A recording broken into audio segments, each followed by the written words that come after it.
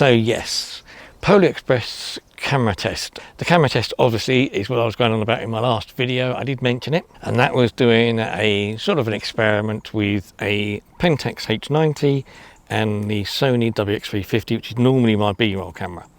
So I'm going to take pictures on both of these. One of the things I'm going to add as a caveat, obviously I did say this camera is damaged. I said it in my last video. When I bought this camera, I bought it for my girlfriend at the time. I was going to give it to her for her present for Christmas, or I think it was a Christmas present or birthday present I was going to give it to her. But it is damaged. It's got a blob, and the blob's right where you don't want it. Polar Express, well, that's where I've come. I'm in Royal Tunbridge Wells. I've come to the Spa Valley Railway to the Polar Express event, which is done for Christmas, obviously, to take pictures of steam trains. Now, they only run them certain times of the day. You can't get in and do a platform view or anything like that because it's far too busy. So it is sort of going to be a bit of running around, chasing after the train, trying to find it. Hopefully it will come past here, but not for a while yet. So I'm going to do a bit of mucking around, lazing around and resting and looking at the cameras. I'm taking the pictures on the ordinary setting. So these cameras, both of them, obviously you can see they're next to each other so I can compare them. I'm setting them to the P mode at the moment. I might do some of the special settings. The settings on the Pentax you do from a menu at the back if you want to go into any of the scene modes.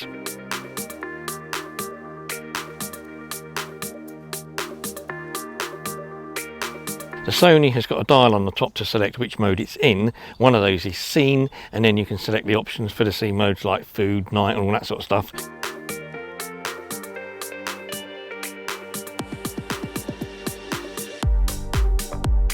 But I just want to see what they look like, show you the pictures. I will compare a couple of pictures with the phone as well, just to show you the difference between using a camera phone and a proper camera.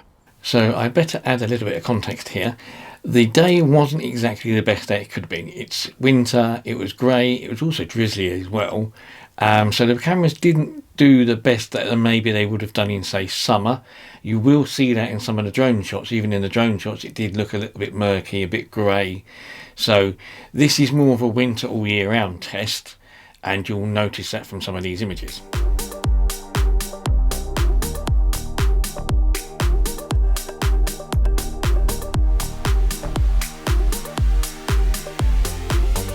Royal Tunbridge Wells was a really nice looking town. I haven't been there for years. Now the Polar Express event isn't run by Spa Valley. Spa Valley provide the train and the track.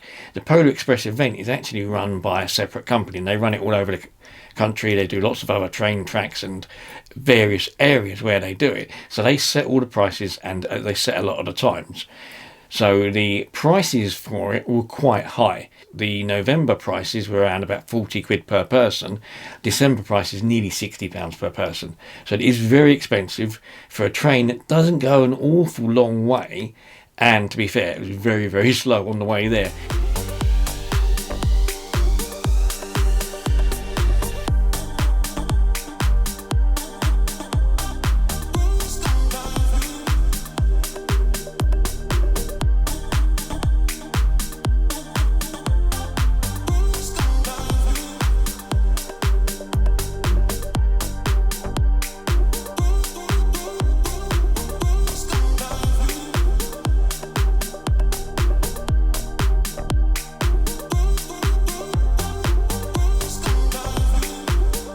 High rocks is what Tunbridge Wells is known for. It's got these very big high rocks.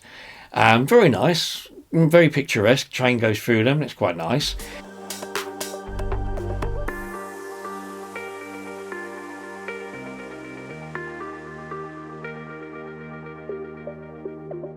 It's one of those things that I probably wouldn't mind getting back to another time of year. So when it's a bit warmer, a bit sunnier, it's quite a romantic place actually. It'd be probably quite nice to take somebody and have a good walk around, because you can actually walk up through all the rocks, walk along the edges and stuff like that.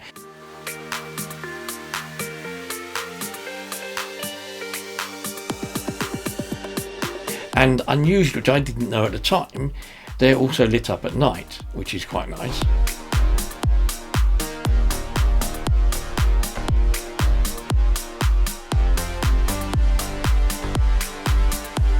The Pentax is the H90 Optio. This actually came out in 2010. It's a 12.1 megapixel camera. It does take pictures in a square 4.3 format.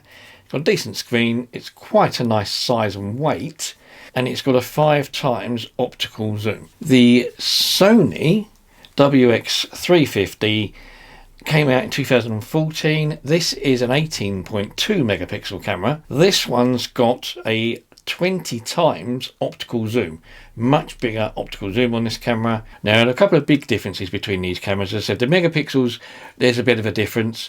The other thing is the picture size. The Pentax only does 4x3. On the Sony, 3x2, 4x3, 16x9. Because I use it as a B-roll camera, I've always had it set as 3.2. That's going to reflect a little bit in the two pictures you'll see, because with the comparison shots, I still had it in 3.2 and the Pentax in 4x3. So there's a little bit of a wider shot in the actual shot in the first place, but it does also mean it is a wider angle lens. And the wide angle part of it means also in the lens itself, the aspect ratio of the lens and the lens length.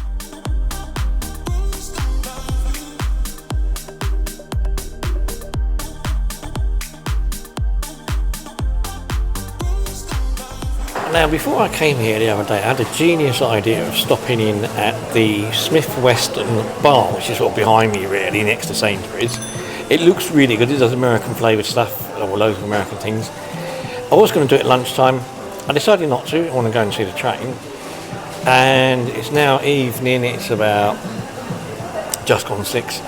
And it is really, really busy and haven't got any room. So I can't take any food shots, because I'm going to try and do some food shots with the camera because they've got the food mode on them. But I can't do that because it's too busy. So instead, I'm going to do it here in the Starbucks. I've got a chai latte and a cinnamon bun. So I'm going to have to take a picture of that instead. But hey ho, cinnamon bun's really nice though.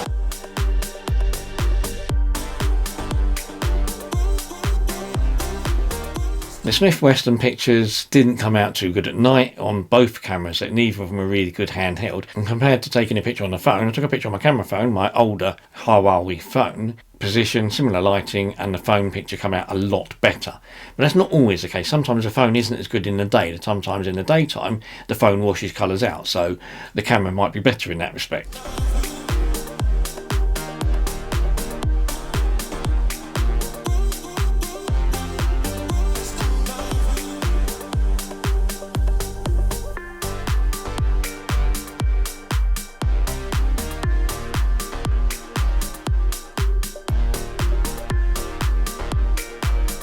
As I said at the beginning, both cameras have zooms, so 5 times on the Pentax and a 20 times on the Sony, and that is very, very noticeable when you're using it. If you go up to the maximum optical zoom on the Pentax and compare it with the maximum optical zoom on the Sony, there's a massive difference.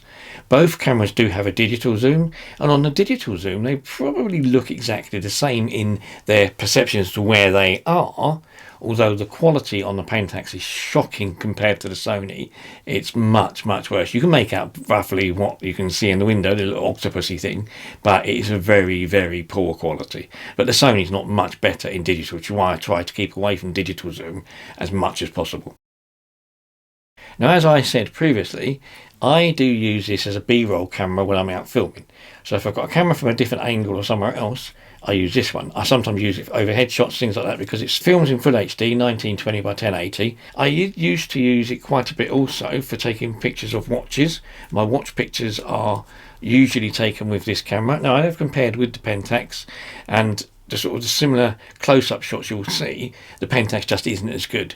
The Pentax, you can see the softness and the edginess to the images. They're not as clear as I would want for watch pictures, which you've got in this. As an amateur photographer, somebody goes out and likes taking pictures, I prefer using something in my hand like a proper camera than I do a phone. A phone's never going to give you the same feel. You can't go through the images the same way. You can't settle the manual settings easily that you can do with these things. So I prefer having a camera, which is why I like these things, why I have other cameras, the Sony Alpha and the Pentax. The Alpha, actually, compared to night shot, if you look at the night shots on these two, the Alpha, you can see is a lot better, much, much better on a tripod, but it's just a much nicer shot.